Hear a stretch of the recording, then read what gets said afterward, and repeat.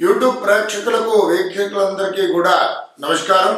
కార్యక్రమాన్ని ప్రారంభించేటువంటి ముందు చక్కటి శ్లోకంతో కార్యక్రమాన్ని ప్రారంభం చేసుకుందాం.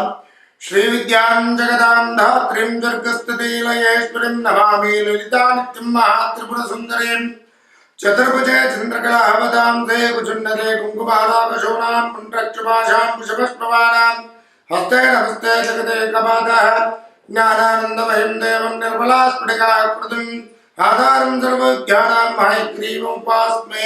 జయ శ్రీమన్నారాయణ. మరి ఈరోజు ముఖ్యమైనటువంటి విషయాలలో భాగంగా ద్వాదశ రాశుల వారు ఏమిటి, ముఖ్యంగా శత్రు బాధలు తొలగిపోవడానికి, అలాగే శత్రువులు వారి మరి అభివృద్ధి చెందకుండా ఉండడానికి, అలాగే శత్రు నాశనం కావడానికి, అలాగే మనం జీవితంలో అనుకున్నటువంటి విషయాల రీత్యా మంచి అభివృద్ధి చెందడానికి ద్వాదశ రాశుల వారు ఏ దేవత ఆరాధన చేసుకుంటే, ఏ పరిహారాలు చేసుకుంటే, మరి ఏ హోమాలు చేసుకుంటే వీరికి బాగుగా ఉంటుంది అనేటువంటిది ఈ వీడియోలో తెలుసుకుందాం. కుంభరాశి వారు ఎవరైతే ఉన్నారో వారు విశేషంగా శత్రువులపై విజయం సాధించడానికై, శత్రుబాధలు తొలగిపోవడానికై, అలాగే అనుకున్నటువంటి పనులలో దిగ్విజయం సాధించడానికై, అభివృద్ధి పదంలో రాణించడానికై పరిహార మార్గాలలో భాగంగా ఏ దేవీ దేవత ఆరాధన చేసుకోవడం, పరిహారాలు ఏమిటి, హోమాలు ఏమి చేసుకున్నట్లయితే వీరికి బాగా ఉపయోగపడతాయి అనేటువంటి విషయాలు ఈ వీడియోలో తెలుసుకుందాం. కుంభరాశి వారు ఏ నక్షత్రాల వారు అవుతున్నారయ్యా అంటే ధనిష్ట నక్షత్రం 3, 4 పాదములు, శతభిష నక్షత్రం 1, 2, 3, 4 పాదములు, అలాగే పూర్వాభాద్ర నక్షత్రం 1, 2, 3 పాదముల వారు కలిసి కుంభరాశి వారు అవుతున్నారు. వీరి యొక్క జాతక లక్షణాదులు గనక గమనించినట్లయితే సుదీర్ఘమైనటువంటి సుందరమైనటువంటి మెడలు కలిగినటువంటి వారు, అందమైనటువంటి శరీరం కలిగినటువంటి వారు, కొన్ని సంవత్సరాలు ధన సంపత్తితోనూ, కొన్ని సంవత్సరాలు దారిద్ర్యంతోనూ బాధపడేటువంటి వారు. అలాగే వీరు పుణ్యక్షేత్రములు, గార్డెన్స్, ప్రకృతి పైన ఆసక్తి అనేటువంటిది ఎక్కువగా ఉంటుంది. అమితమైనటువంటి ఆసక్తి ఎక్కువగా ఉంటుంది. వీరు ముఖ్యంగా సహజ సిద్ధంగా ప్రయాణాదుల పూర్వకంగా ధనం అనేటువంటిది ఎక్కువగా ఆర్జిస్తూ ఉంటారు వివిధ కార్యక్రమాల రీత్యా. అలాగే వీరికి మంచి స్నేహం ఉంటుంది. సాధు సత్పురుషులతో, మంచి పండితులతో, సన్యాసులతో, విశేషంగా పీఠాధిపతులతో మంచి పరిచయాలు ఉంటాయి. అలాగే రాజకీయ నాయకులతో కూడా మంచి పరిచయాలు ఉంటాయి. అలాగే ఏదైనా పని ప్రారంభించారంటే దాని గురించి పూర్తి విశ్లేషణగా ముందుగానే సుదీర్ఘంగా ఆలోచించి పనులు చేసేటువంటి వారు. అలాగే వీరు మంచి స్నేహశీలిగా, బంధు మిత్రాదులతో పూజనీయుడుగా ఉంటారు. అలాగే వీరికి కళారంగాలపైన కూడా ఆసక్తి అనేటువంటిది ఎక్కువగా ఉంటుంది. వీరు మంచి ఉపాసకులుగా, అలాగే మల్టీ టాలెంటెడ్గా వివిధ రంగాలలో బహువిధాలుగా ధన సముపార్జన చేయడానికి అవకాశాలు ఎక్కువగా ఉంటాయి. ఇవి వీరి యొక్క జాతక లక్షణాలు.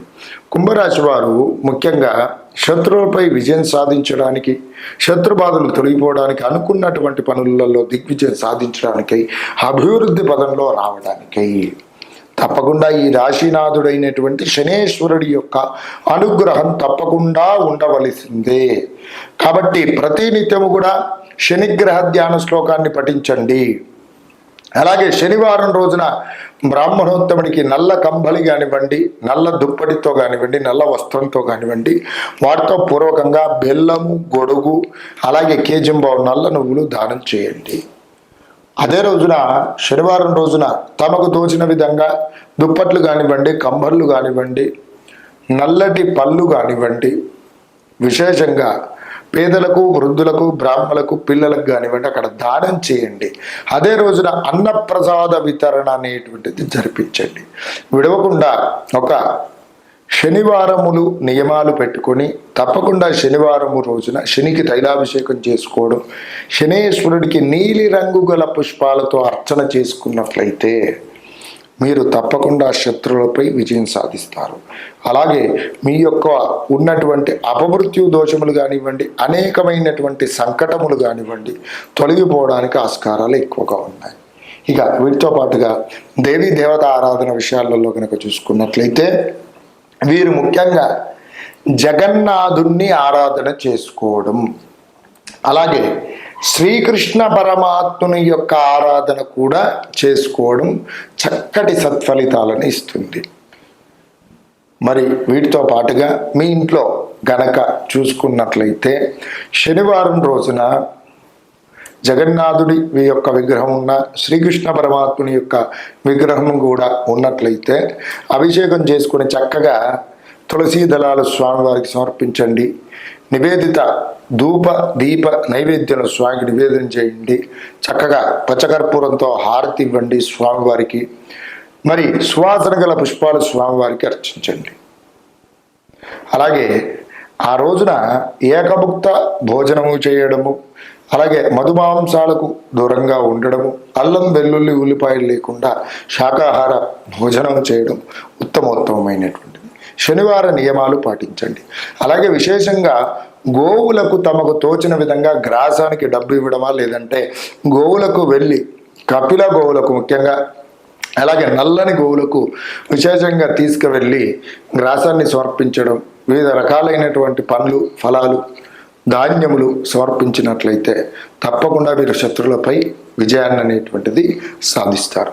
వాటితో పూర్వకంగా ఇక జగన్నాథ స్వామి వారి యొక్క లాకెట్ కానివ్వండి, కృష్ణ పరమాత్ముని యొక్క లాకెట్ కానివ్వండి మెడలో ధరించండి, లేదంటే ఉంగర పూర్వకంగా కానీ ధరించినట్లయితే ఉత్తమోత్తమ పరిణామాలు అనేటువంటి తప్పకుండా అనుభవిస్తారు.